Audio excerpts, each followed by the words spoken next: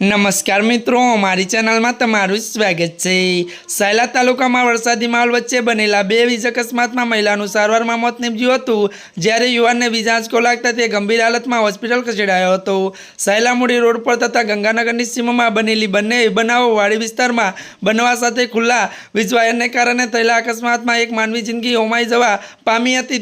ત્યારે મિત્રો ડોડિયા ગામના લક્ષ્મણભાઈ ડોડિયાનો પરિવાર સેજકપરના પેટાપરા ગંગાનગર પાસેની સીમાવાળી ખેતર કામ કરીને ગુજરાન ચલાવી રહ્યા છે। ત્યારે શુક્રવારે બપોરે વાડી રહેલા ત્યારે તેમના દાદીના પુત્રી તેમજ સગા પત્ની અને ભાવીના બેનને હોળી નજીકના ખુલ્લા વાયરને અડકતા ભયંકર વીજ શોક લાગ્યો હતો।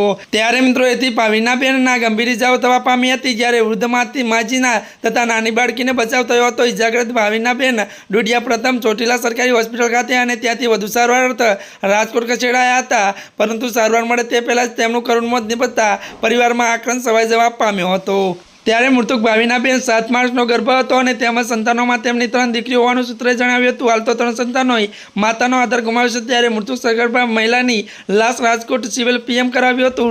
ત્યારે સાયલામુડી રોડ પર રાજકકડા હનુમાનજી મંદિરના વિસ્તારમાં બનેલી બીજા બનાવમાં ભાગીવાળી વાત મનોજભાઈ ધનભાઈ ખાવડિયા ત્યારે ટીસીમાં છેડા આપતા જતા વીજ શોક લાગ્યો હતો। ત્યારે મિત્રો આજના માટે આટલું જ। અમારી ચેનલમાં નવા હોય તો અમારી ચેનલને લાઇક, શેર અને સબસ્ક્રાઈબ કરી દેજો। ધન્યવાદ।